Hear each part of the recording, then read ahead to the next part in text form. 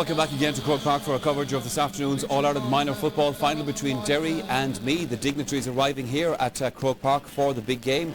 The patron of the GAA, Dermot Clifford, is here once again, the Bishop of Cashel and Emily, and also the President of the GAA, Sean McCaig, and his wife, about to take the presidential salute.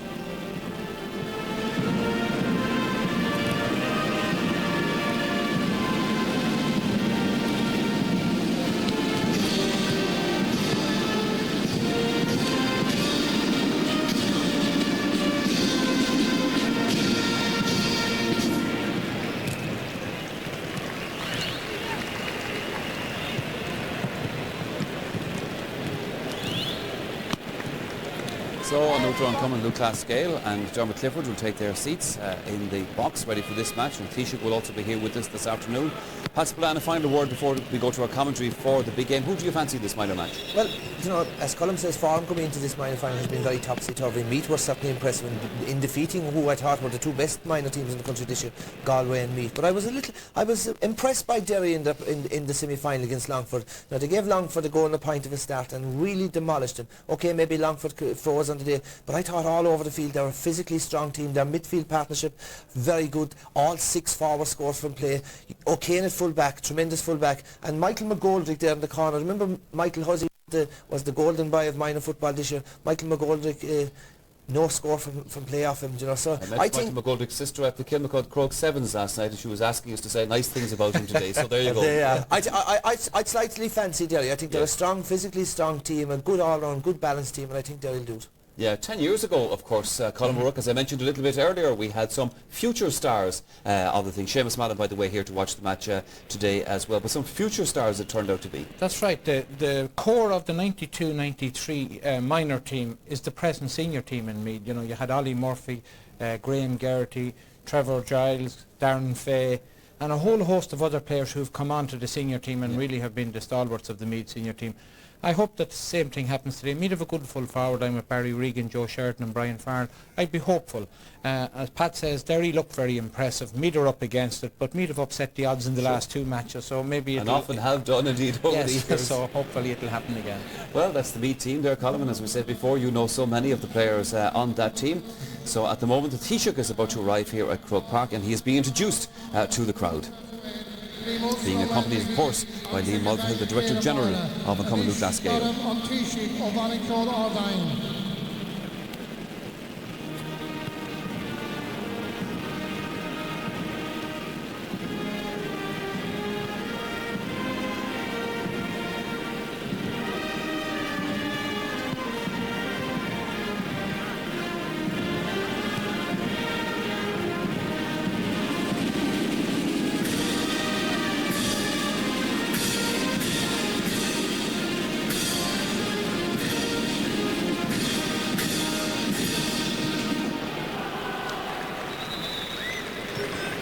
So the Taoiseach and Liam Mulvihill take their seats also for this minor match. That's our cue to join our commentators for the game. They are Micheál O'Shea and Jim Carney. We say good afternoon to them, and first of all to Micheál.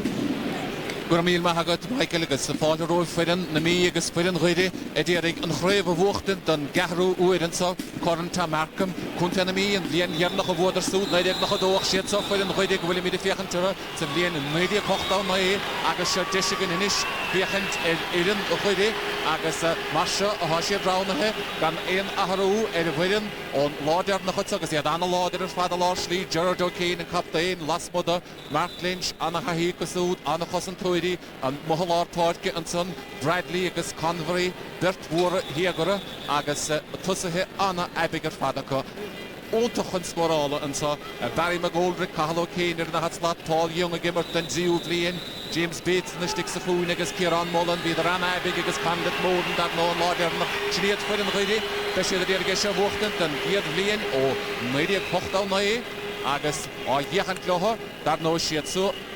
Wutodi Frebolo Homa, Agus or Yachantlo, Ed the Valley Utso, Beg Kuntanami, on Eden Gurwig Lungforder, a Grave Lion, Achtianta Anova, et Fado Henico, Anaus, et Fada Nike Nagali, Agus, and Nike Hiri, Nisigani, Gan Ian Aharu, Ed Widdensa Aheaded, Agus, Brian O'Reilly, and Captain Sticks of Huine, Ed Dick Lashley and Son, Talk Paving King, Agus. Mohalá Páirce, Joe Mealy agus Francis Murphy agus na tusaithe aus fada agus út chomá Joe Sheridan ach go háirithe. Jim? Shagger Magadavi, it's so much to look forward to in this minor game today. Keep one eye for the stars of the future. But for now, Micheál O'Shea, your commentator.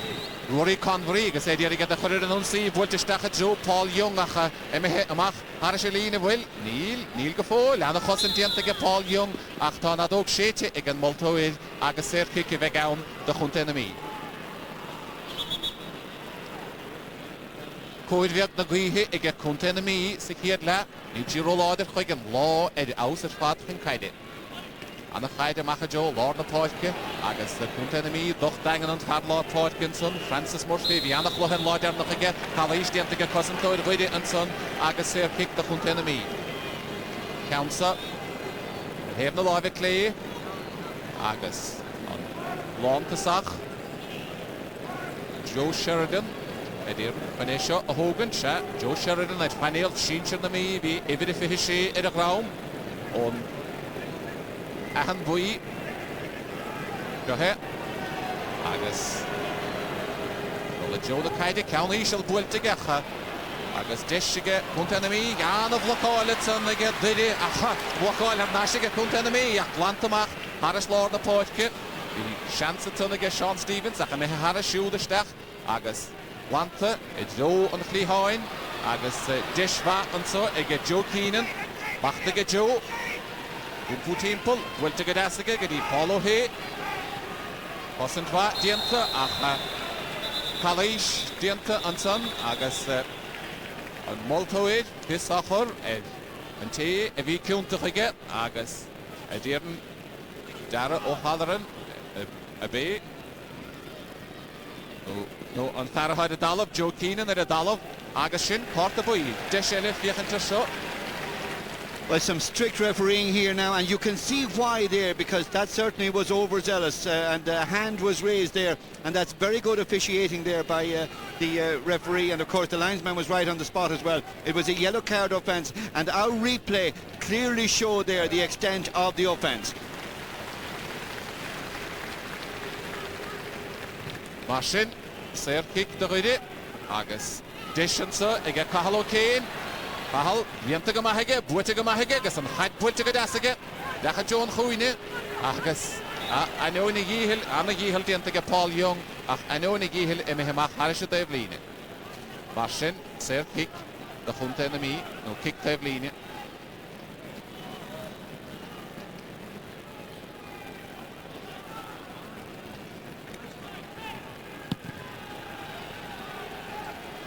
Bhfuilte go maithige an gaptaín, Stachel Ashley agus Anna Geshansa ag Mark Lynch ar Anna Láidin go dtí Patsy Bradley agus Saula Joan Chúine mar bhfuil James Bates an Howlettson agus Sehe Kieran Mullen Anna Miróide Mullen ach sáirithe go deasaige Brian O'Reilly Iarach túd sáirithe ach Mark Brennan agus Right an Áinson le chunta na mí Anna Róla an son tu go bhuaig ag Patsy Bradley agus Kick Tavlína Knóhuige, Stachgadí Kieran Mullen, Anna Miróid, Anna Iirecht agus bhfuilte ábhlína Joe Tair na láimhe clé. Chur mú ag Kieran Mullen ach dimmer sé aus. Well, a feature of the game so far has been the excellent blocking down by both teams. We've seen two block downs on the other side of the field and now a very good one. And of course that ball went wide there, the first wide of the game for Derry. Micheál was remarking on what a good player Francis Murphy of Meath is. That's number 9. Watch for him. He gave a man of the match performance when Meath defeated a highly rated Galway team earlier in the campaign. But oid anna bheag Mark Brennan ach tá sé anna bhaithir fad dimmer sé do idir soccer na héireann fé bhna cúg bliana díag agus sehe an Fadlá Páirce Joe Mealy Calais dianta agus séir kick de chunta na mí. Bhfuilte go deas amachchatsa Joan Chúine agus bachtaige Barry Regan, Barry meachtasteach a ruthar deas, deisige Barry, anna dheisige pas chur buid anna habháin dianta go Conlett Morden, hir a meas na gosan tóidí, go dtí Gerard O'Kane. Gerard lena goran, go dtí Mark Lynch, ar nas go dtí Gerard, anna chóchluiseach na go duine, anna chosantar fad agus Paul O'Shea, the wine, the bluish, wilted, trust on the Páirce. Sin Kicana Yasafat Trasna and Sugadi, Kieran Mullen, the Stacha Joan Holach, Evido, and Miole Kieran Ferro. It's interesting to reflect on the wind here today. It is blowing downfield towards the canal end, but the wind here in Croke Park tends to swirl around as well, and Kieran Mullen, for one, just hasn't got the measure of that tricky breeze just yet. Martin, Mark Brennan. Oh. Common Ivahuna, Snuev. Agus. Captain and son, Brian O'Reilly, Bull Nakaida Gadaskidi, Paul Murray. A gimmerter in the hot slot. And the Hossin Tagasana Lever Fat, Diente and son, I get Farvidish, Dixahuni, Joe Keenan, Walter Igagadi, Paul O'Hay. Kalish Diente and son, Ed Pahalo Kane. Will take a Kahal Trust in the podcast. Darrow Halloran and Chachtamach, Agus, Kalish Diente, Dara, Mashin, Sir Kick, the Hunt enemy. Agus will Katash Edian of Ta, Nota Ayana Vidian, the 9 Mega, Pinamate.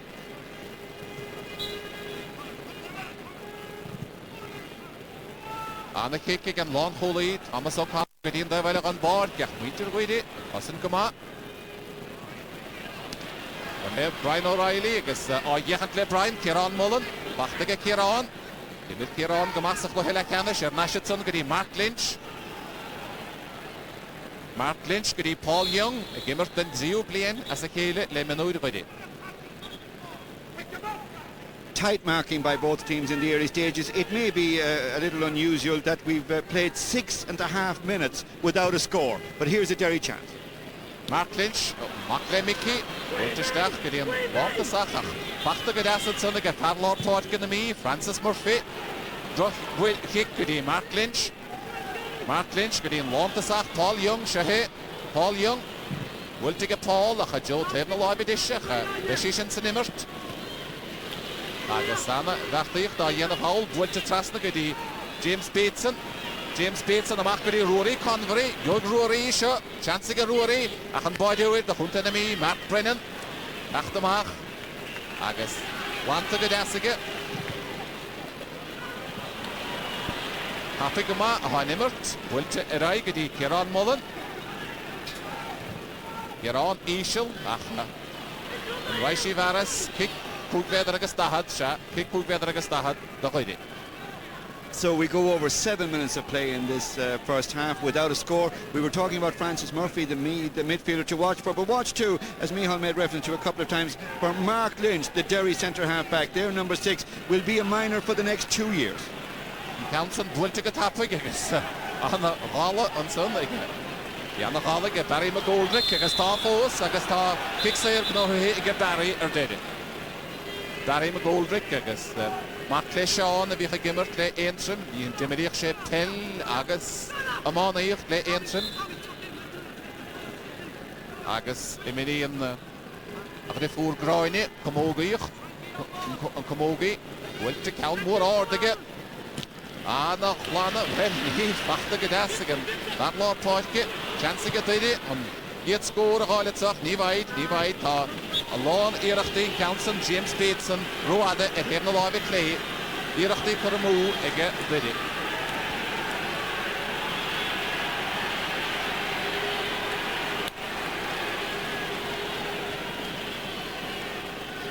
McDood and the Gassetson, then Moidowid, Matt Brennan.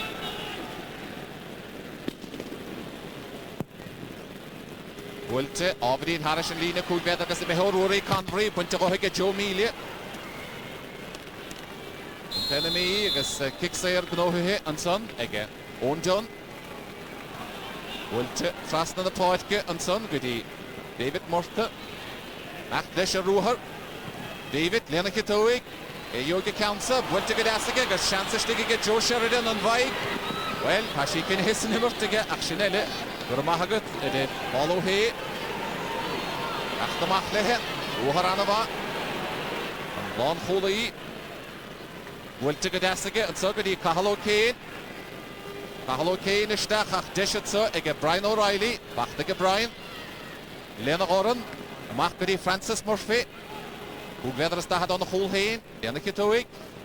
Will take a guess, well, on me all, Cúnta na mí agus fachta go neafaisiach agus Sean Stevens an pas me himú ach go sé har naisi Wilton Baltas aige go dtí Joe Sheridan agus isteach a gáláid ón McNichol trasna go dtí Joe Keenan agus í slána himúig a chur go lóhan bhíoch le tíróid Uncle Siúd Wilton isteach a lá slíige go dtí Mark Lynch go dtí Patsy Bradley Patsy meáid sellibid gaid agus á bóla hacha well tá na cosantóidí déanamh go mágadí a cúnta na mí seo he Cuihín King Cuihín drocheanmhaig amach haris a déimhlíne agus picslesa do bhuide.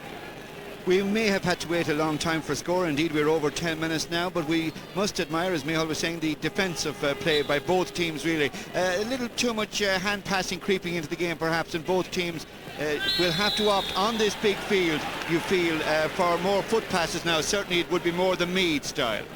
An chaid cinna hiróide go ferghuiide san agus deisiige cúnta na mí steach a Joe Sheridan leanna góran nach ní gana sem bart go fóin a go rud trasna David Murta agus anna bhartaíocht dianta san na stig sa chuine ag Michael McGoldrick bhfuilte macha Joe lár na páidce gans fósaige cúnta na mí cé joige chiad scór deachad sa i Joe Sheridan bachta ag Joe agus Gerardo Kane clíhánach leis builte tras na chúil caimdain séireach ach a ríis te cosint bha atá agus talíis dianta arghuide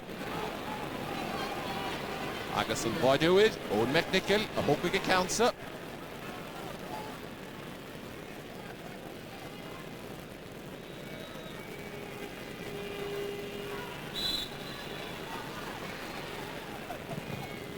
ón McNichol Willte go maithige, Berto chunta na mí, Patsy roine cutson, Joe Mealy. Trasna go das, atá go dtí David Murta, seansa go David, leanna go tóig, bhfuilte go David, go hard, agus a chiad scór ag David Murta. 11 and a half minutes into the first half. David Murta gives Meath the lead. It's the first score of the game. Direct play paying off there. And we were wondering earlier on why Meath didn't play more at direct.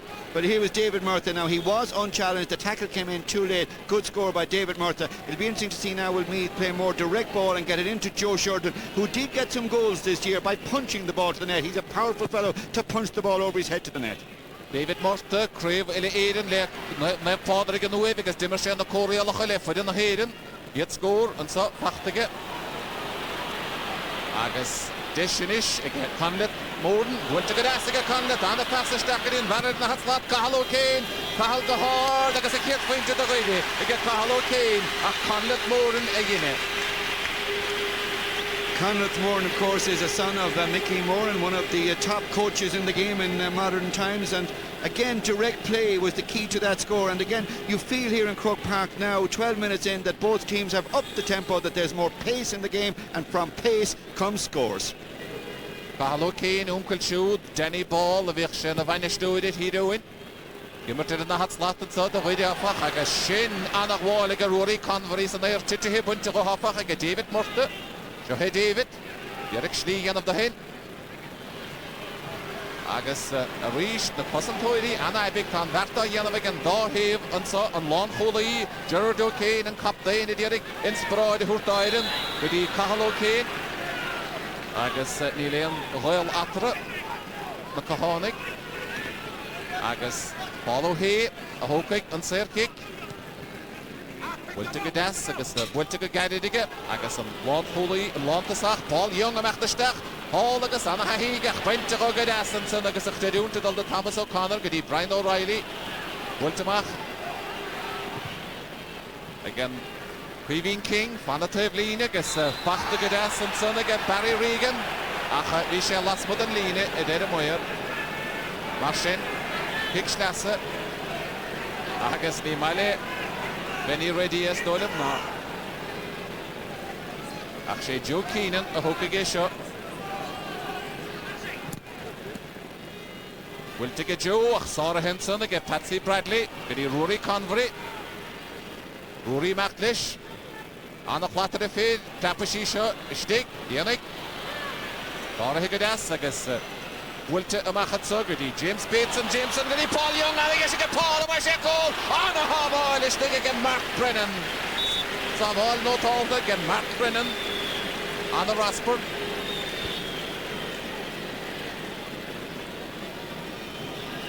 Agus fydyn ordfacha dar no y tach dy stechan toedge agus lo an y stadiwl y rhado siw Iad y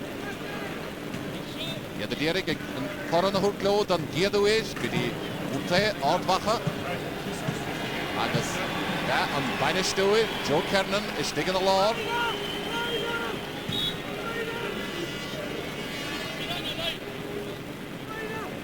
Fydyn ordfacha at nôl gymwyr ys yn loi nhw Ach kick cwg fedr agos dahad, agos Kieran Mullen, a hopig y counter, da roedi.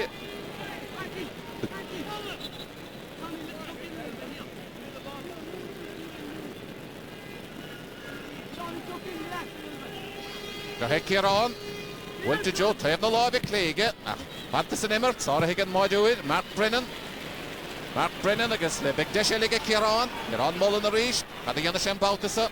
Yalla shay khur varas beder de macht roher de af sligo hin wilte gedasige de la loy black hegedi James Bateson Jahe James Jahar Declan da no ana skilula fader gagas ana yeshige James Bateson aga shin printama aga James Bateson Well, more than once in this game we've seen the Derry full forward line try to sell dummies and they've been able to sell dummies and they almost worked a goal a couple of minutes ago and now they've worked a lovely point. Beautiful skill there, but the referee is talking to two players from either side.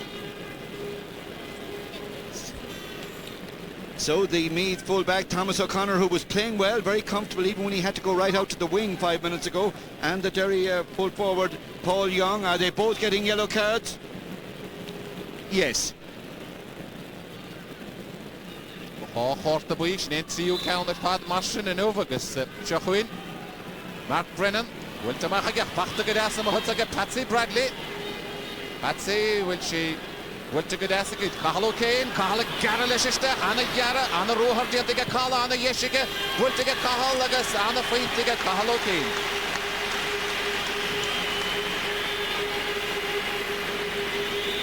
Cahal O'Kane from Craigban is a very strong, forceful type of centre-half forward. He's able to win the ball in the old-fashioned centre-half forward style, take on his man, and just for a second he was wondering would he go a few more yards. He considered his options, he realised there was a point on, he took it really well. Agus dimmerstest na córiolacha lefyr yn y heidyn, yn ydig, sydd i'n gofilus y heidyn. Anna ymwych datra y moholor poetge, agus Shahe Quiveen King. Shelif na kaide agus agin ahar hegan moltoidi kine road gederse Marshall ser kick do roide Wilte gatapik stachat sogadi Paul Young Paul agus eshin dienta gadasige Paul erai getsogadi Barry McGoldrick Barry dirige I wola had nashdi Paul fachtige Paul agus ondun dirige shoot the stop by kine roade ege Barry McGoldrick ser kick do chunt enemy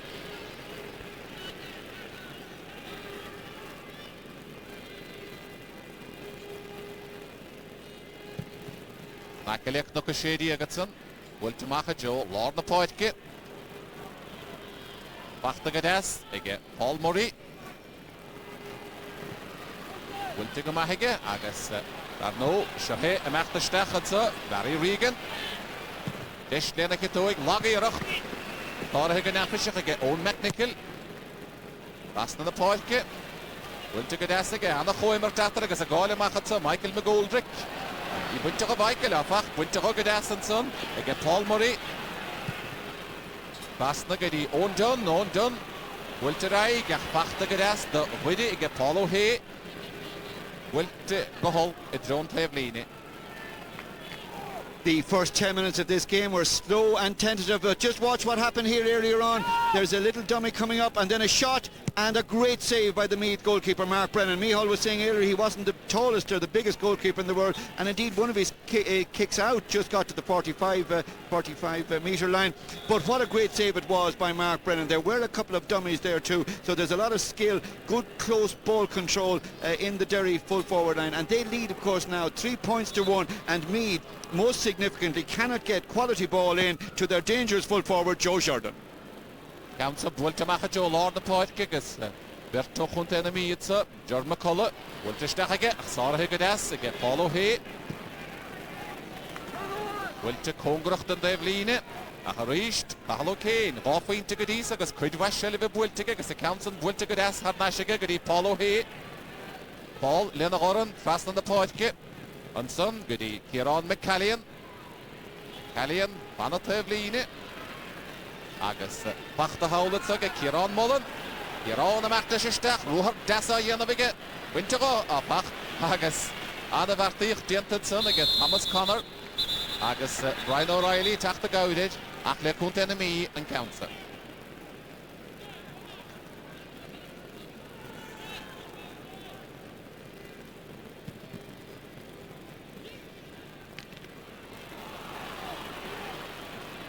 Dishin so the Brian Farrell an the Chongrucht an Devline a Rish Wintergo an a custom toidi di an a vanava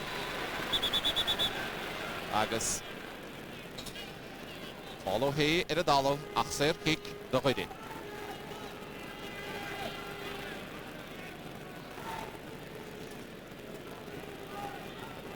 And score, I guess, well, Focal again Multoid, and so le Brian Farrell.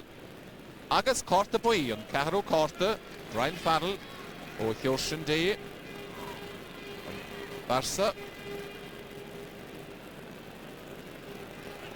The Merceshu, leis na gaidem scuilena, Wig Dún an Aulera, agus the Tucahur an Dalov, and so, Marshin, the Kuntanami and Council.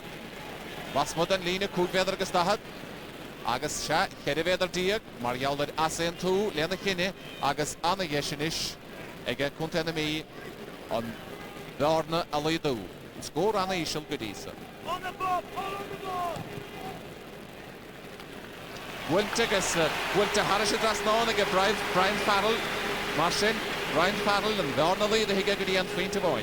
Yes, and that was a score that Meath really needed. They need more play from their half-forward line. Paul Murray at centre half-forward did well just a few minutes ago to run back and dispossess the player. They need to get Ger McCullough in the game, and they need to build on Brian Farrell's point.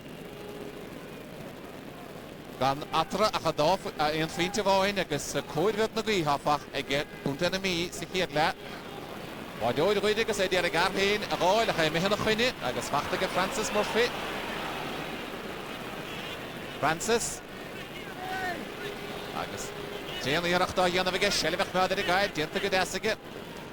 Wilte Harnash, yes.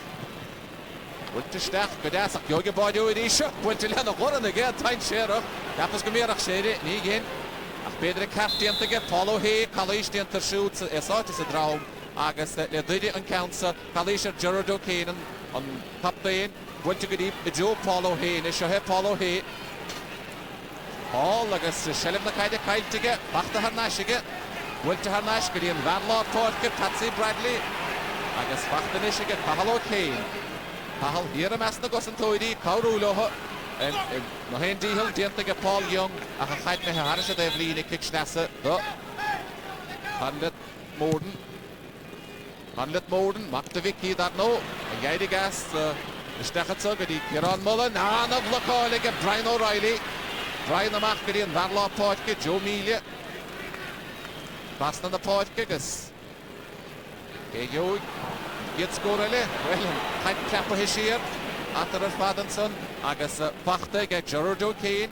Gabanavur, Machkadi, Mark Lynch, Gadi Patsy Bradley, Trasna Gadi, Kieran McCallion, Gadi Paul Young, Coimer, the Bug of the Kaido, Winnigadine, Agus Pachtaga Jassenson, again Mark Lynch, Magda Vicky, Gadi Rory Convery, Ashtig, Agus Amachatsa, Gadi Barry McGoldrick, Barry Ondley Hahn, Roada Elias. On Caharu Count, Kuramu, again they did. Now this action comes from the other end of the field here where the goalkeeper decided he'd better be safe than sorry. It was a good decision. There were forwards lurking and he got the ball out. Marshin, Mark Brennan. Hoch nog een shady ga Hossentigen. Jullie Council Bulte Roada. Hadirigi Royal. Ondun. Agus Bulte Rohige Kahalo Kane. Anachit Shelive Bulte Kahal. Bulte Mache Joe Patsy Bradley. Guide in order, Pachta Gadas and Saga, Kieran Mullen, Nagas painted the Hoydiga, Kieran Mullen. And there's no doubt, but Kieran Mullen, left full forward for Derry, deserved that score. He had 2 wides earlier on. He left a 45 short, but his confidence wasn't affected. Very good ball in, just waiting for the break. Kieran Mullen, good accuracy, good shooting. He made up for his earlier misses. Now the turn there was all skill. He had the confidence to go for the point despite the disappointments of missing earlier on. There's composure for you.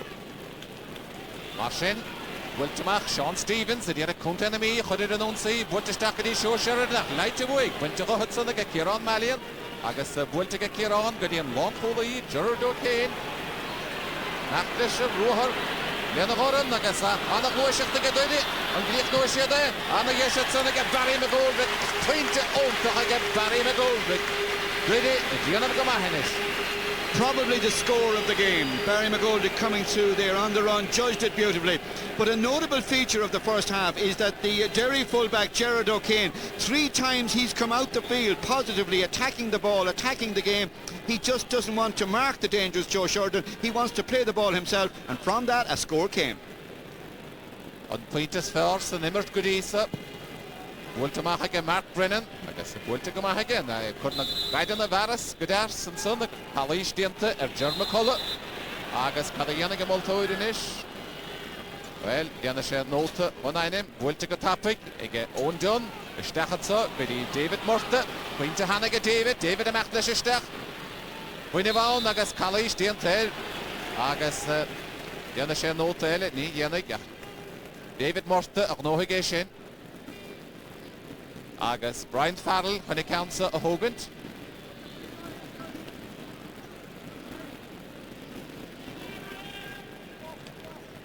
So Brian Farrell o Hirshan Day on Ille Overeen Gear a Hannah Faintig a Brian Farrell.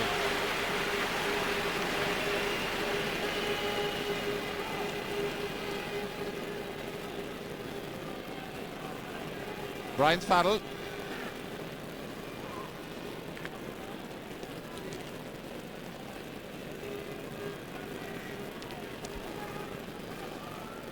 Áthir kick ige Brian agus áfainte as a dáthir kick go dísa éidirnamh go maith áfainte atra agus deisiansa ige German Color a lína cúgvéadar agus dahad bhfuilte lethe chuil a charíiste sa bhar na bail Joe Keenan bhfuilte go dtí Rory Convery Anna Plata de Fed, can a heroadige, a heroada lehe, Agus le, Contenami, Agus a Rish, my other ascentus, Kedevader Diag, Agus and so, Denny ready, and banished to it. Ossiga Gubichet, Hoffin to Candidic, Cheshimut le Cornago here, Limonosas the Veshadian. Martian, Brian Farrell, and Vaishan, Trio count as a trio serve kick. Johe Brian will take it. Will gear a race to Kasha Anna Crane Farsa, Anna Brian Farrell, 3 feinte as 3 hair kick. Once again illustrating just how important it is to a team to have a dependable free taker. Brian Farrell, 3 excellent kicks now, just over 2 minutes to go to half time, and Meath right back in it for all Derry's stylish play through the field.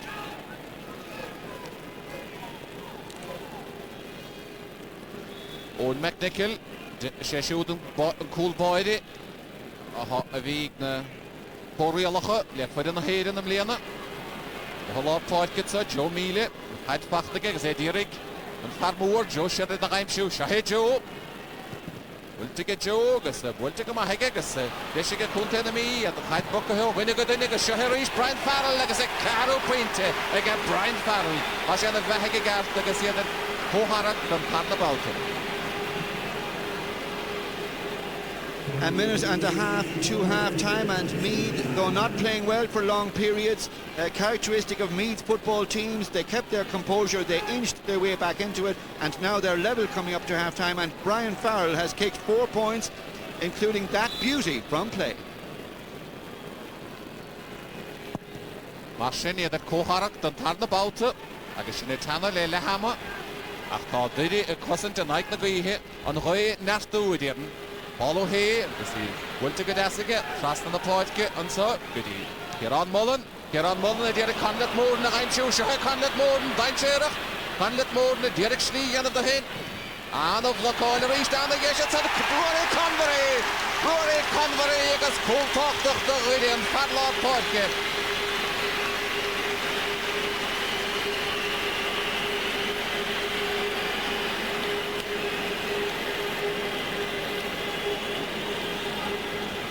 The Ulster counties, as always, support each other, and Rory Conbury came through. Connaught was involved as well. There may just have been a deflection or a half block. Just watched as Connaught turned. Yes, there was a deflection, a little half block. Conbury beautifully positioned, great finishing, great goal. Barry McGoldrick, shelf the Kaide Buitige, agus kick no hige, the Ridi. Near Richtenson, Connaught agus Rory Conbury, Lennox Toig, Anna Rasper, Anna Hole. Ach Shahe, Quiveen King, Palish Dented, agus kick the Hoot enemy.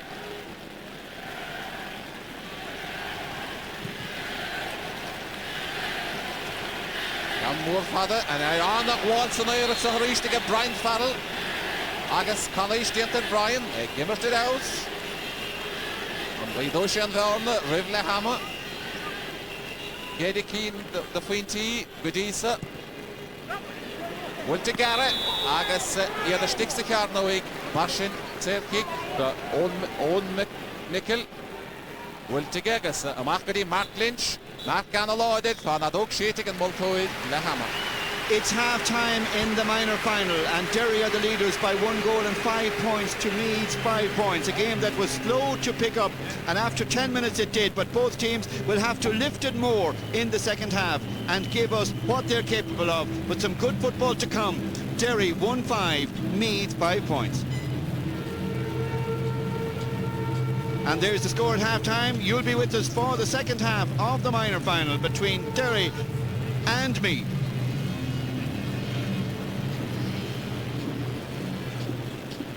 And now the sight that will thrill Kingdom followers all over the world. The Kerry team are arriving. Armagh here already for the last 15, 17 minutes or so. And here come Kerry, looking for their 33rd title. Armagh looking for their first.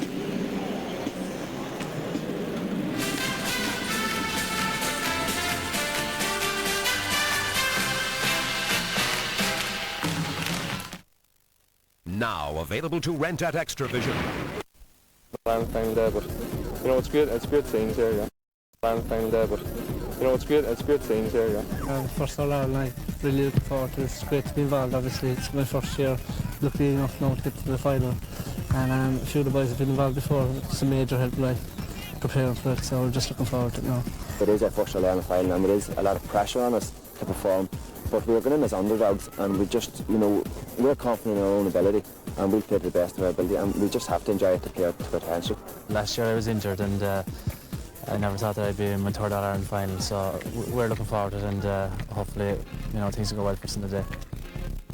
Some of those involved in today's senior match between Armagh and Kerry, and just a reminder that you will vote for the man of the match from this game, and those are the numbers to ring later on. It's 1550 717114 from the Republic at 74 cents per minute. From Northern Ireland it's 0906 614 2048 at 60 pence per minute. That's for the man of the match in the senior game today. Pat Spillane, Colin O'Rourke here with me watching that minor match. Meath have been making a good comeback in that minor game, Colin O'Rourke, until Convey's goal has stretched Derry out again. Yeah, Derry were much the better team for most of the first half, and Meath were hanging in there with good points from frees by Brian Farrell, and just when they looked as if they were getting back into the game, Rory Convery sticks a goal, a very fortunate goal, a shot for a pointer was well blocked down, and one of the features of the first half, as Jim Carney said, was the amount of blocking that was done by players on both sides. But Derry getting a chance here. They're more skillful, I think, than Meath. Ball played in, and when the ball is transferred across here, Sean Stevens, I think, does very well, gets a block in, but unfortunately straight to Convery in the back of the net. But the best performer on the pitch by far has been Gerard O'Kane, who's been absolutely outstanding at full back for Derry. He's not only won the ball, but he's surged forward with it as well, set up a lot of attacks. But the pitch seems to be a bit wet, and there's a lot of slipping and sliding. Everybody seems to be wearing gloves, so I hope it has dried up for the senior match. Oh, so do we. Well, that's our cue for another commercial break. Second half of the minor match coming up. Mind you, already some people are planning ahead for the senior game.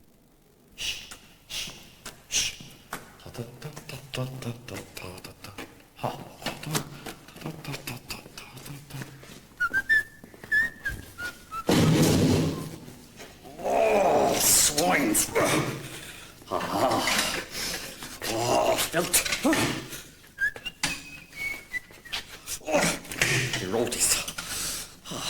As it was in the beginning, and shall be in the end. Amen.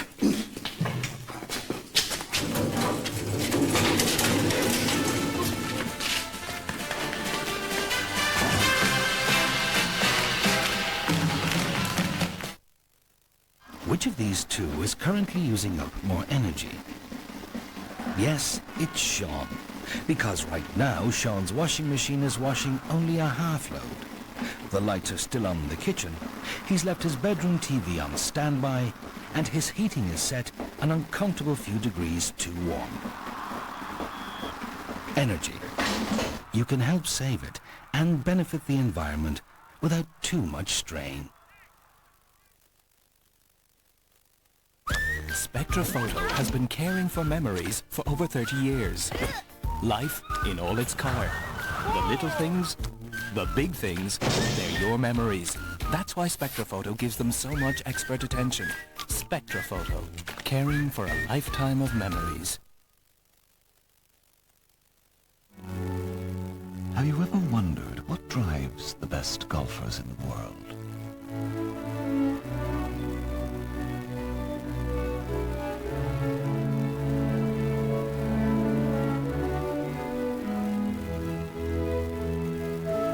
The 2002 Toyota Camry,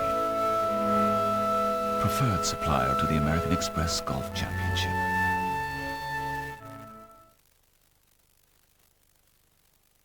Tell me what you see here. A man walking his dog. And here? A monkey on a unicycle. What about this one? I see people.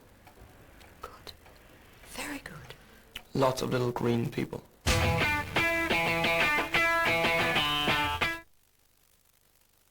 You hear that? That's the sound of second place. The sports drink. It's not a three-piece suit. It's proven to help top athletes go 33% longer. Fact!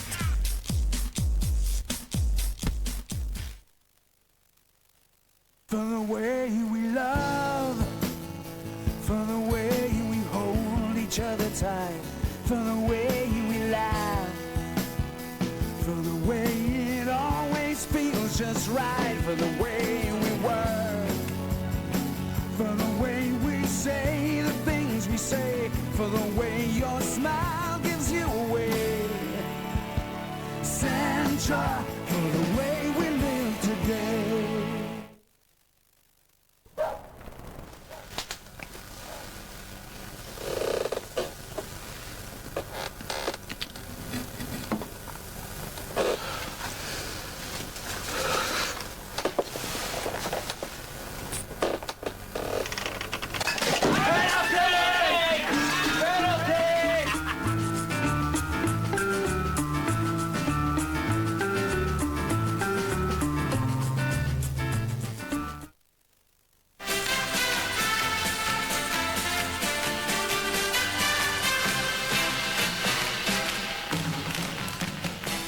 The second half coming up then of Derry and Meath in this All-Ireland minor final, 1-5 to 5 points. Derry lead at half-time on a dull and heavy day here at Croke Park. Dry so far, but a little bit of drizzle promised. Let's hope it stays away. Back again to Jim Carney and Micheál O'Shea. Guramahagat agus cool Rory Convery is garú na bhórna ó chéile agus cór na gaithe sa tarnala ansa I gadéide ach beidir go bhfuil a gaithe lacathe ábharín seachas mar a bhísi ribh le hama. Chuma is gear go gaithigh Farla Miní, Michael Ryan an Hayden Orde chun tús a chur leis a tarnala ó asgéitine a gúnta le Miní an taraha a bhail na fadóige agus cool Paras Boyd I gadéide ansa sa tarnala Maltóide Cintú go bhfuil go chéine I method an Boyd agus Cintú chumha go bhfuil Ger McCullough Shear Pada go hin Shear ónimmer tús cur leis a tarnala an Hayden Orde agus duide a dollar in onsaí Patsy Bradley cawn mór fada wick siúd Yoda Carno ige a rahimachatsa Barry McGoldrick agus Rory Convery se hen farach with cool wilt to go dasige trust on the poike achatson Brian O'Reilly agus Quiveen King Quiveen the yoga counter go he Quiveen Yerek slígan an da hen tá sé láidir. Tachtamach agine aharhege vi shechani bhil le na gora níor gin will anna glána san éir an sunnige. Daró halarin anna gháil san éir becirte go agus chalais dianta gara.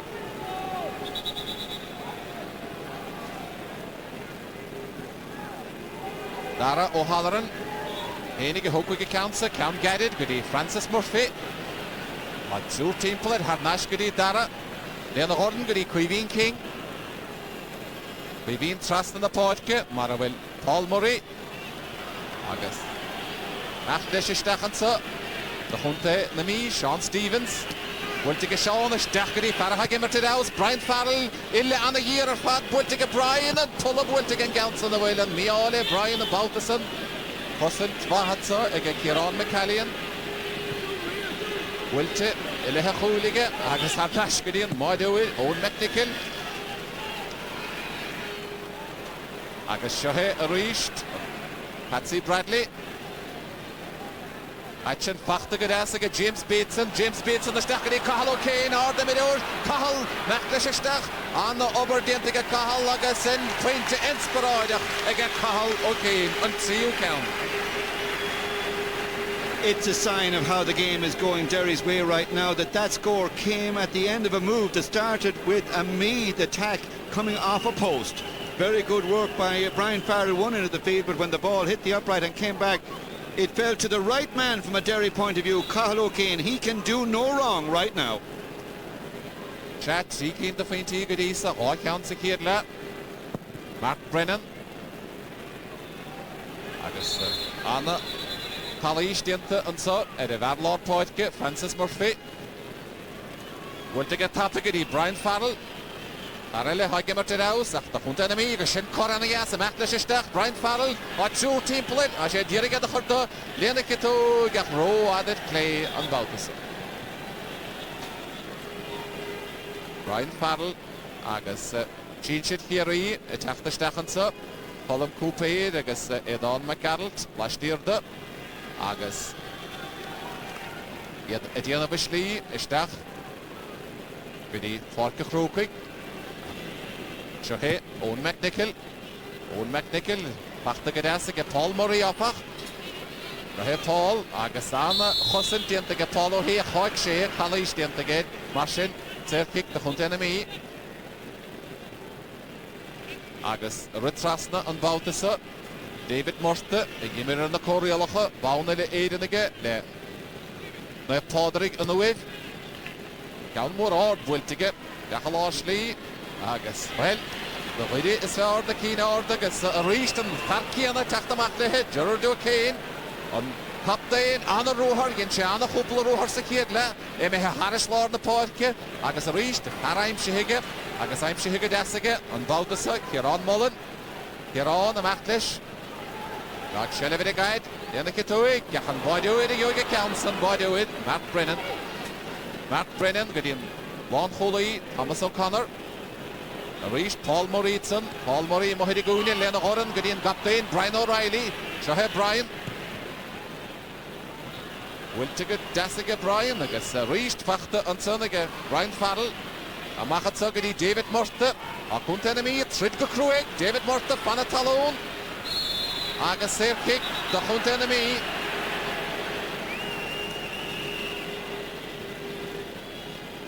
Michael Ryanitson, agus Rahale Farnami, ID, Nilen Truigero, agus ta Fargoide, agus Edon McGarltitsa, Ed Devline, reached, put in here, agus Ed Fiehent, Ed Glohim in the way, agus John Sheehan, last year. Marshin, agus Thomas O'Sullivan, agus Eder Fathers Noche, at no Lesson, Glohim Ach Shohe, Brian Farrell, had a faint to secure lag as a nation. Yet counts a Parnala, Brian Farrell. More and more Meath are looking to Brian Farrell now to unlock the key to how they'll come back into this game. There is, of course, only one kicker, one flick of the ball between them, so Brian Farrell's free-taking is keeping Meath in contention, but you just feel that Derry are playing slightly the better football on the run through the field. Tra, Hookin the Finty, Gadisa, Ega Brian Farrell.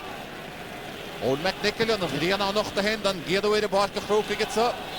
Agus Kalishele, Dienta and so.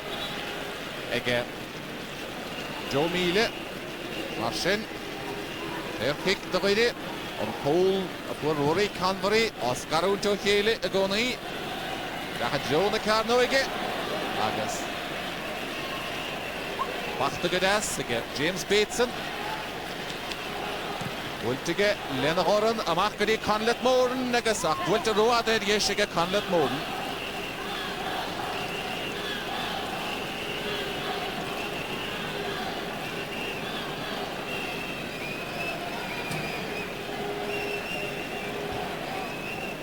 Mark Brennan agus Hol na canala chachasyntige an y byddion y tainio fydysig fwyd o'r fod na podcast fad agus Dáile content mi an rad na lido en Janne siade. Palai stente ansan David Morta. Marsin ser kick de content mi. Barger dinne gehalischer David Morta a hoekige kansen. Agus Rutras nog het Sean Stevens. Wachtige Sean or Arnashgedi David. Kansige David Morta en Janneke Toige ga zijn kansen wolle agus Krappo hefero. Agus an sunniach the Lascoil tour for a mark Kerriver Derry. You've got to admire the defensive play of Derry. Twice there were two men around the Meath man in possession, so attacking in numbers in their defensive duties, and that's the best way for Derry. Anna Yeshitsa, Egadidi, Barry McGoldrick, agus James Bateson, Edadalov, Nadok Shating and Multoid is Sir Kick Evegown, Sir Kick Evegown, Dogoidi, Deshikon Verna Eviadu. Net sonny, Gudas, Machtestach, James Bateson and Khalishi Dinachid, Agus Sir Kick no Hege, James Bateson, Dogoidi, Agus Deshiko and Verna Eviadu. Eden Line Behemeder.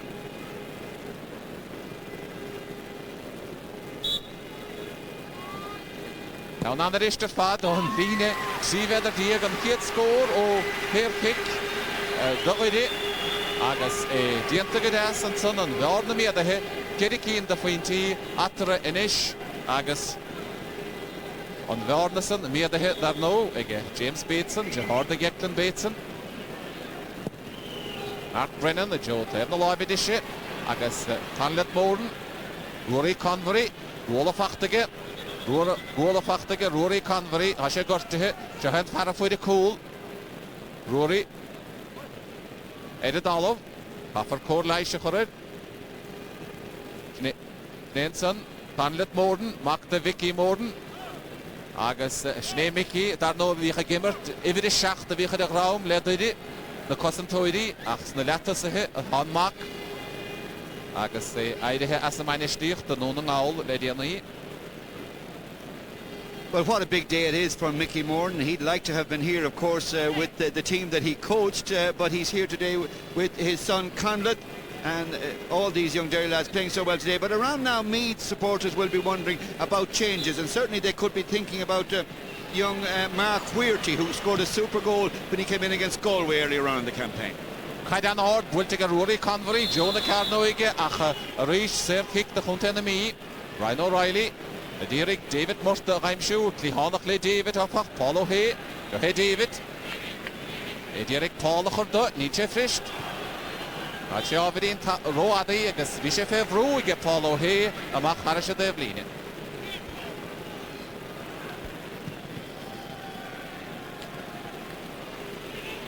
Oh, Kalish Dinton against Paul Young, against Carter Bui, fact against Paul Young, Hannah. Begin had a well. Fair kick, she never down.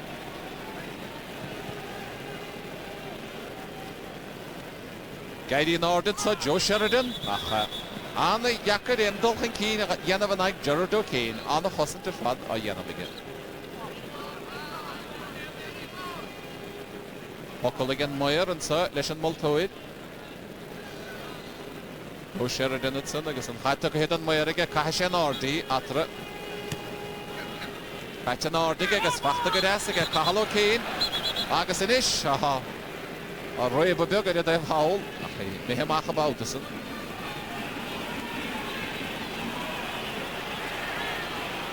Well, Francis Murphy, Bishop Histach Roada. Ikstassa, the Francis. Johnson, Wilte, Gadasiga, Wilte Gafada, Emihe and Baltason or Gerardo Kane. Taka Gauded, and son, like a safe kick, no he again Gusson to it. Marshen, Agus reached, Asen to, like Kinan Voltora, Purishan Haidemach. Gaulish, Kugveder Gastahat. Rohistach, James Bateson, Jessica James, Bachtiga James, Rasha Ruher, Graham Achtastach, a college enter James Bateson, Agus fair kick, Caroline, Triveder Deer.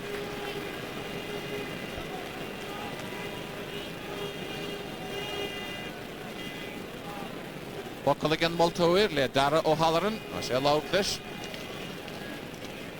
Emerin Cheshire, Shinshire, Lishan Globe, Agus. Anim script she's again Michael Ryan. Had again a shit. Had a caught the boy, the Lara O'Halloran.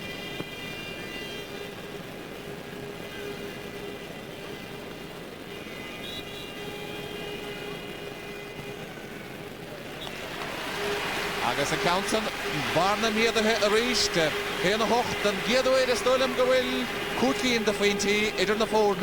Agus Count Canoe, noch Martin. Again, Barry McGoldrick. Well, there was never a Meath football team that would panic or think negatively as early as the 12th minute of the second half. But it's difficult to know now where Meath will find the inspiration, because Joe Sheridan, for one, certainly is out of the game at the moment in terms of influencing a change around. Counson, Bwittigama, again, Contenami, Joe Melia. Here again, the Hudded and Unsay.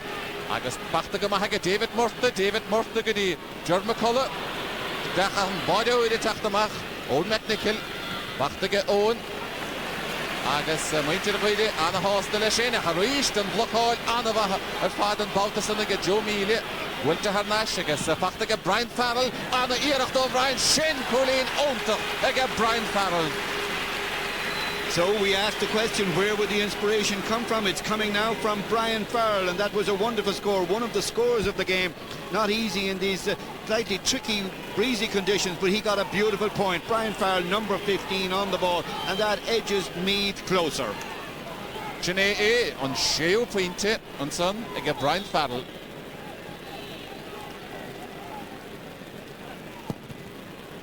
A host, a Kerry Pointe Atra.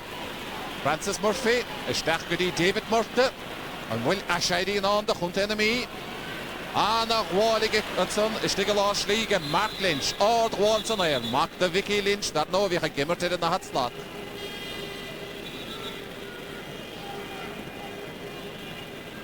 And Emile, a dollar Laura Voltoro, Ediran.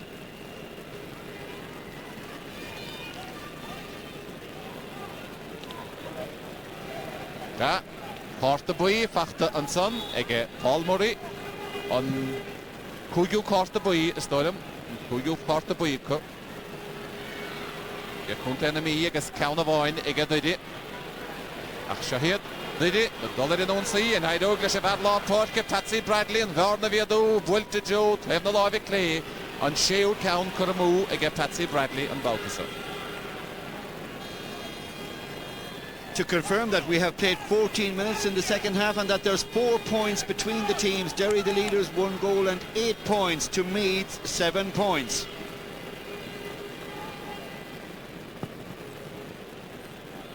Mark Brennan.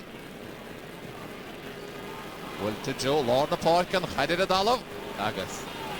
On we here after a Shahid Joe Sheridan. Joe Sheridan Stackedy, David Murtha.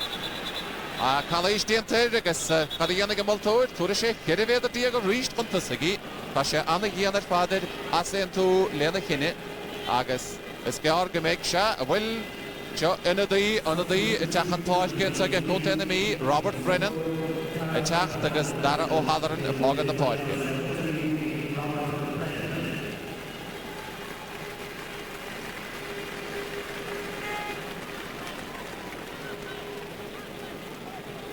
Marsin, Brian Farrell, count on the hoogte, maar Reinchen counts niet weggatteren, in Hollewoin. Brian Farrell, 20, even de schacht, wachtige, Brian Farrell, lekker zin, hou in met euro.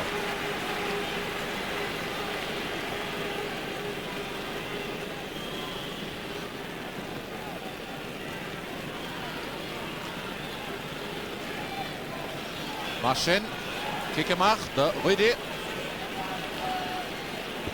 Owen McNichol. Coidgad na gaihe. An Alaska macha Joe Lord Parke, bachta gadas, Lord Parke bautas aga Joe Mealy, a raigadi John McCullough. Agus punta na mi, níl fánar a géile go bug, ach Shahe Joe Keenan. Nach leis a rúhar Joe, nach leis go fóil. Wiltas stachant sanige gadi Paul Young, Shahe Paul. Na sála anachtige Paul, anar rúhar a dhéanamige. Nach leis, Paul Young go fóil. Paul Young, a machat sagadi Kieran Mullen. Ach anaf lochaile san agus inis Cuivine King. Shelif na caide, talais diantar Cuivine, agus kick na chunta na mi. Well, I've counted 8 block downs so far in this match, all of them executed perfectly, and most of them indeed possible point or score saving blocks. Thomas O'Connor, Lena Horan, agus agurur an onse, hi sinna na gola, ach curragohige Barry Regan. Reached at son Gerard O'Kane, Lewis, Thomas, Nat, Shahe Gerard, Krishiach, Linegal Wechre, Widi, Nilen Auris Marjaldid, Widi, Mark Lynch, Paralehana Lloydid, Echa Shinda, Nat, Wiltige, Widi and Gahanach, Agasanda, Laskatson, or Kieran Mullen, Painte Ontach, Gushach Ontach, Kieran Mullen, Painte not over.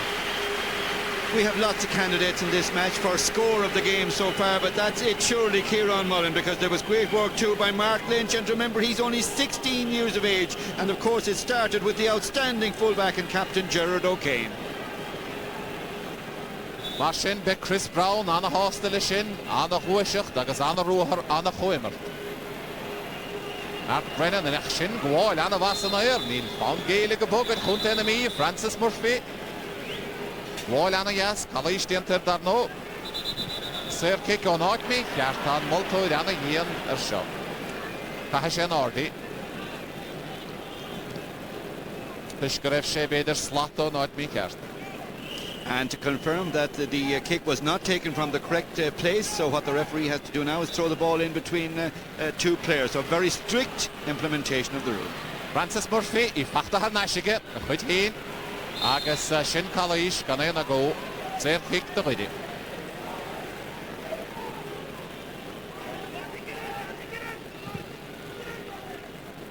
Wunte starke Dessagas, Anna Gishet Suge, Barry McGoldrick. Barry Lashley, Wiltilena Yasoge, Barry, Han Tulla Quilt again, Mia.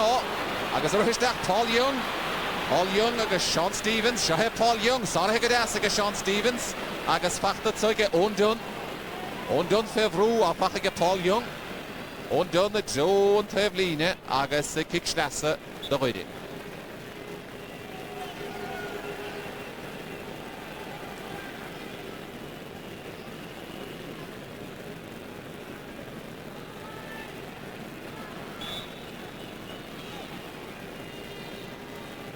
Ashtig den Line Koodweder gestahat, Count Moore the Jonah Carnoige. Agus a gaidi in order gehard, Rory Convery, Barach with a cool, Ach Trasna on Huil, Agus Karamud and Shachto Bauta, Agus Banish Doidenson, Agus Sinead Chris Brown, Agus Ashu the Dearden, Chris Brown, Tar Rudy, Virche Gimmertle, they did that nos the Shachto di, Agus Ashu, Nisa Host, the Dearden, na Benny ready, a lot of Huidi.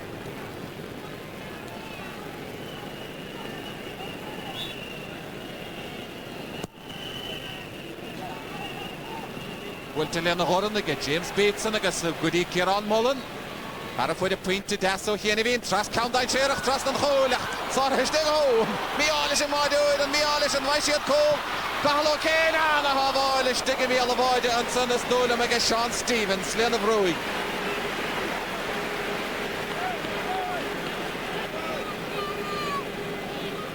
Some thrilling action here. A 45 has come from it, but it might well have been a goal. Now the goalkeeper had to be brave here, but he was under a lot of pressure. There are 3 Derry players there, and yes, Bihal called that one as Sean Stevens, and indeed it was. Sean Stevens saved a seemingly certain goal. Kick Vedragas Dahat, Poco Hegatapigas, Disher score, Bultish Dahatson, a Quilter Roada, and Levna Laviclay, and Tochto Count, Kuramu and Sunday again. James Bateson, Agas Unadi. Tachan Poitke, the Hunt Enemy, Barry Regan, Emehe, Agus Mark Puirty, Tachan Poitke. So earlier on we had been reflecting that Meath might introduce Mark Queerty, and so they have, and Robert Brennan is in as well. He's in for Darrow Halloran, one of the Meath players who are on yellow cards.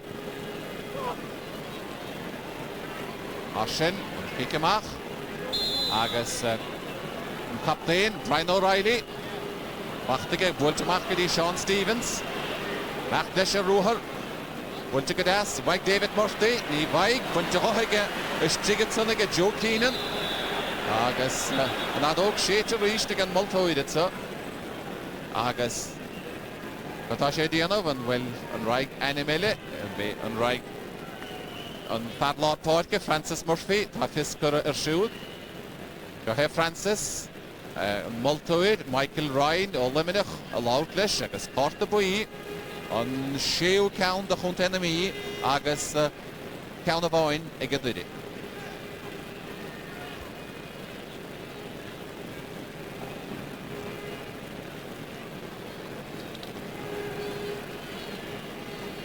Agus Por Leish, Allah na Huide, and so Arnami,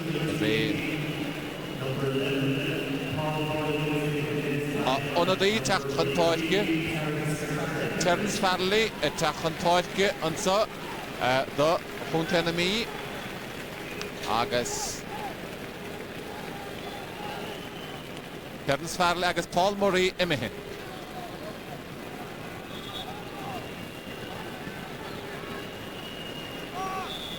Terence Farley, Taka Hishtach, Townsend, Bultige Galler, Gedi Paul Young, Shansige Paul, Achtatsur, Kosentoidi team pull it.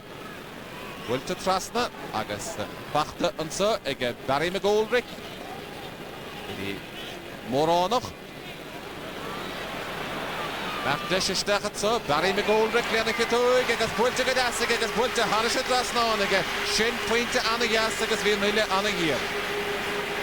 And to confirm that Paul Murray indeed has departed the scene. The Meath centre-half forward is off. He just could not get the better of Mark Lynch, a very, very exciting Derry prospect. And Derry on top now. And a fascinating aspect of this game is that Derry were perceived to be on the easier side of the draw. Just watch this score again. Lovely shooting off his left, judged it to perfection. Meath were supposed to have had the tougher approach to this final, but it's not looking like that here today. On Cartagut, Joe Mealy, Trasna Tuggedy, Sean Stevens. Achechar Shod a Chosint, Agus Arish, Joe Keenan. Anna Chosint in the Geshachoma, Sticks a Huine. Gahavalair Fad. Agus Bultigama Hagas, Nishri Conlet Morden and Achterstach, Dishiga Didi, Dolnisi Hirchen Keen, Bultiga Hard, Agus Bulta Harisha Trasna, and some get Conlet Morden.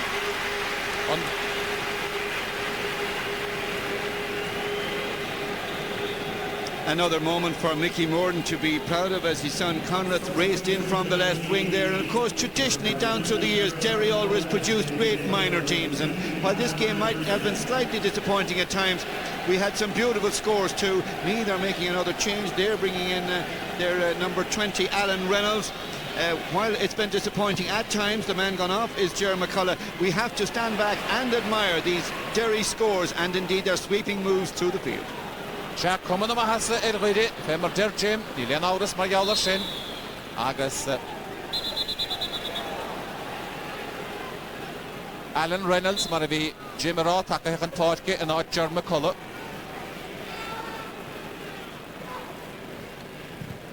Marshin, Thomas O'Connor, Wiltige, Tatsuro Vidig, Speeding King, Farana Lloyded, Mahanoige Henige, Michael McGoldrick. Rory Convery, down more father Anna Ord, Yogisha. Well, Skirna Kaide, oh, Fortune, Gentleson, Agus Deshiga did it. Paul Young. Gahe Paul. Jana Schligohin, Lenniketoig, Avedin, Roada Etley. Begon Bill.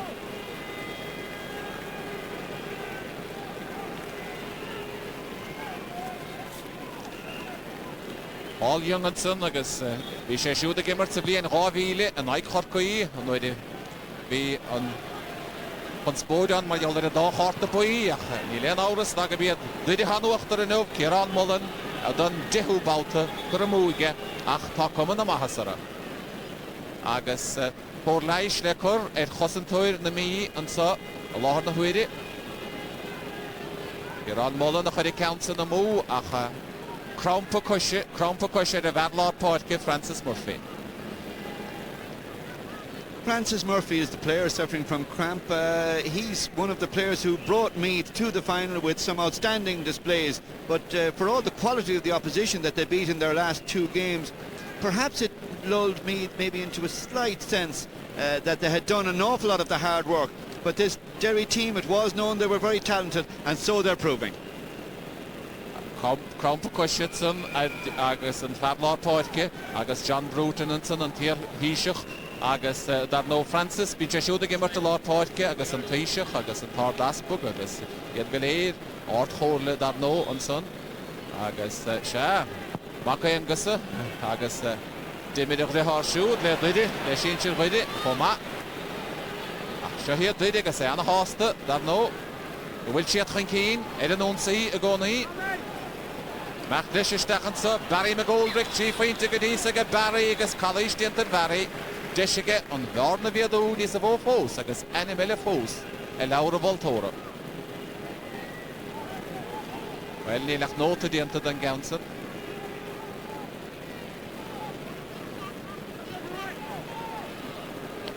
James Bateson deisige James an bhearna a bhéadú Níle nile ró dhéar ar fad ar a lína trí bheadar díag. James builte anna áirdaige, builte gan aon dara út pointige James Bateson. So that Derry point is by James Bateson with 3 minutes to go, but just looking at the Derry half-forward line, that score was worked by the very hard-working Barry McGoldrick. Well, Barry McGoldrick got 2 points, Cathal O'Kane got 3, Conleth Moran got 1. So the Derry half-forwards can say that they've contributed 6 points to their team's tally, and that is very, very important. Agus unadí techan páit goláideach Anthony Johnson ag óndún a fágan na páitce an crugiú unadí ag a chunta na Meath.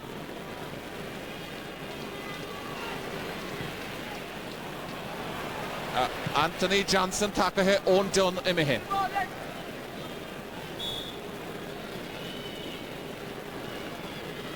Mar sin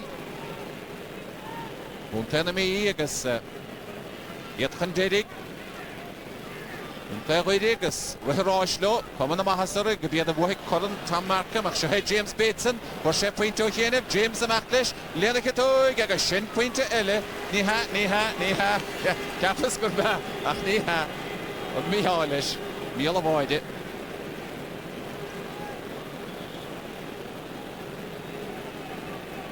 Mashin, Pan Moyer, a Machta Stachas Doho, and Molto Roilish came at Amma Brescia, a Cadofer. Mark Brennan agus siadú ní gas na hynna duthe. Alan Reynolds. Léana Goran agus áin ómad Brescia. Cadóig an Moltóid. Bwyd isteach a láslí agus seohe Francis Murphy. Ach sárathe go deasastigige Michael McGoldrick. Rory Convery. Rory cinnithe roádaig a Rory ó. An son agus ceanna na chuine. Francis Murphy. Marsin.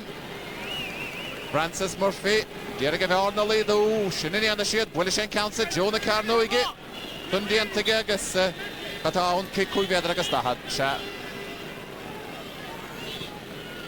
And while we wait for this 45, we can confirm that the extra time to be added on is 2 minutes, and we can also tell you that the Tommy Murphy Memorial Trophy for the Man of the Match Award, it is our pleasure to announce that it's gone for all of Derry's scoring exploits to their outstanding fullback and captain Gerard O'Kane. Anna chluthir fada mar ige, cosint bhaide, dianta Stigginson, ige farghuide, Iran Mullen, Marsin. Kikemach bhuilte a tunnige Owen McNichol, Basna na páitce. Dhidi, os ciúna muile inis, ní lean áras mar geallar sin, agus ruhamach dóibhitsa Paul Young. Dhidi agus seohe Paul amach leis. Paul go hard agus bhuilte Paul a jo taobh na láimhe clé.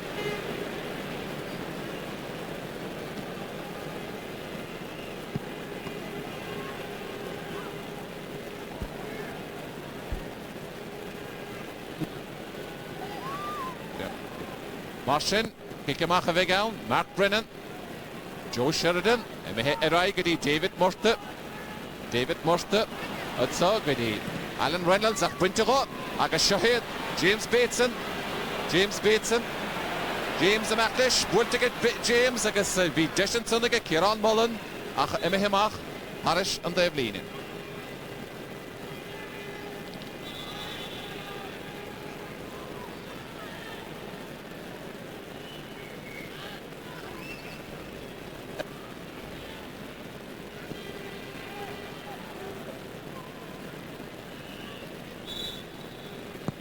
Mark Brennan, Wiltamach Gadi, David Murta, here in Masna Gossam Toidi Hushe, Lord Nahuidi, Eda Creedy Hill, Gadi, Terence Farley, then Gosna Hunada, Wiltiga Terence, the Stachalosh Gadi, Mark Gadi Quiveen King, Talmore Father, O Quiveen King, Acharish, Shelif Nakaide, Buiti, Egadidi, Geron McCallion, a bullet thrust in the point kit, Gadi, Paulo Hay.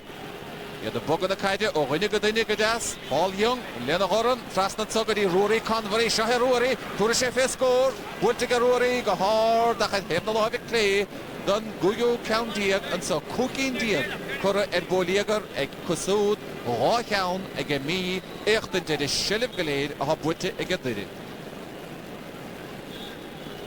Chris Brown, and the horse that far, the Lord Nahuidi, and Oakshay to Jim, Megashine. And the full-time score is Derry the winners, 1 goal and 12 points to Meath, 8 points. And Meath will feel that they didn't quite do themselves justice here today, that they didn't hit the form that they'd shown in their 2 previous outings. But a lot of that, of course, had to do with Derry's fast, hard play. Derry were splendid and often superb. And Cathal O'Kane's points in the first half, then the goal by Rory Convery. Outstanding leadership by Gerard O'Kane at fullback. Some great points by all the forwards in the second half. And indeed, all 6 forwards who started and 1 midfielder scored. That was very significant, and Meath had no answer to it. And Derry are crowned All-Ireland minor champions. They'll go up and receive the cup on a scoreline of 1 goal and 12 points to Meath, 8 points.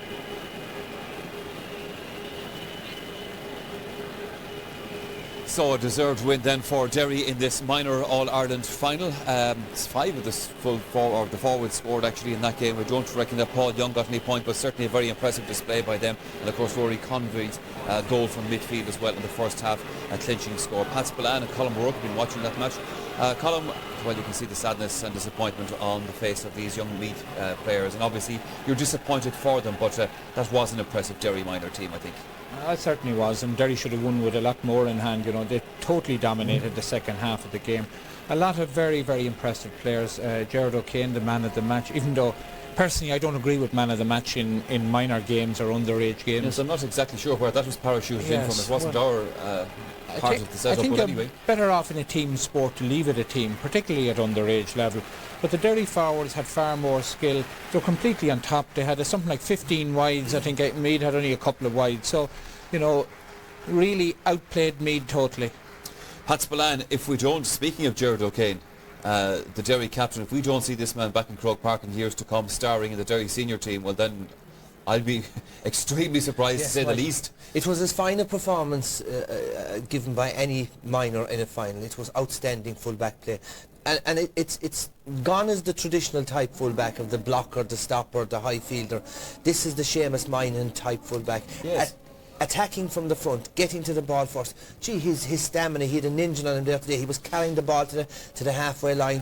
3 of Derry's scores came directly out of long runs up the field by O'Kane. He was absolutely tremendous. And remember that Joe Sheridan is actually on the Meath senior panel. But it was a well-deserved performance by Derry. They were physically the stronger, defensively on top. Only 2 Meath players scored.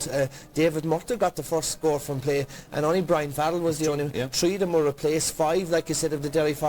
Poor game. Derry should have won by about double scores, and spoiled a little bit by a referee who I felt was very, very fussy and didn't apply a rule which is not in the rule book, common sense. It was just fussy. Too many frees, too many yellow cards, much of them needless, and it was a disappointing game, but a well-deserved victory by Derry. Yes, well, let's have a look at the statistics perhaps from this match, just to wrap up on the minor game before we continue on and our build-up to the senior match and see what they tell us. The scoreline, of course, just to remind you once again, was 112 to 8 points. There was 19 frees aside in that match. There really wasn't that many frees down the field, I felt, but there was certainly, the whistle was blown that number of times anyway. 15 wides to Derry, 2 to Meath, so that means there was a few more scores in this Derry team if they had been a little bit more accurate. And just 1 yellow card to Derry, 6 to Meath. The presentation then of the trophy to the Derry captain, Gerard O'Kane, is taking place down on the pitch right now, and he is making his acceptance speech down there.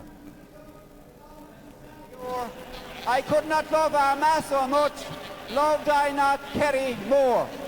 Mar sin, is mór a gom agus a dom an priviléid, Codden Varcom of Runna, captain Derry, Gerard O'Kane.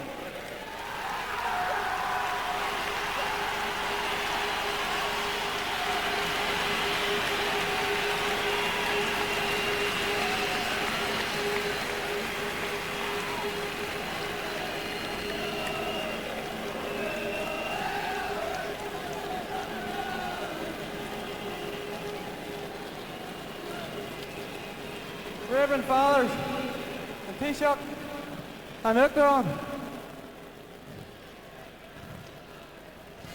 Curran and Broadshaw, and Lackey your son, Meaner, County Derry.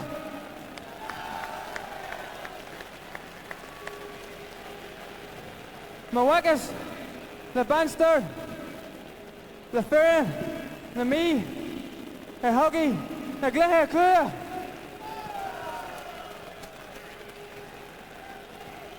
I am very happy to accept this cup on behalf of the Derry minor team and management of 2002.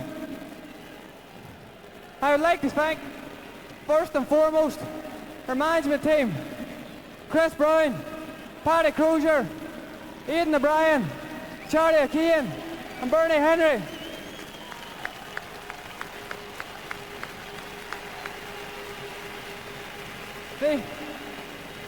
These 5 men deserve this more than anyone. I'd also like to thank our sponsors, Spear Galvanisers, for all the support they give us throughout the year, as well as our county board and our various regional boards within the county who have supported us and backed us the whole way through the campaign, as have our supporters and our families the whole way, and I'm sure they'll say it's worthwhile now. Finally, I'd like to thank Meath for the game today. It was a good, tough, hard game in the true sense of championship football. And I think we should give 3 cheers for Meath. Hip hip!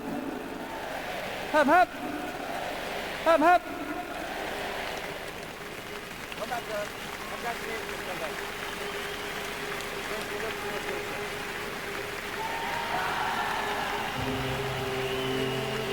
Splendid win by 120.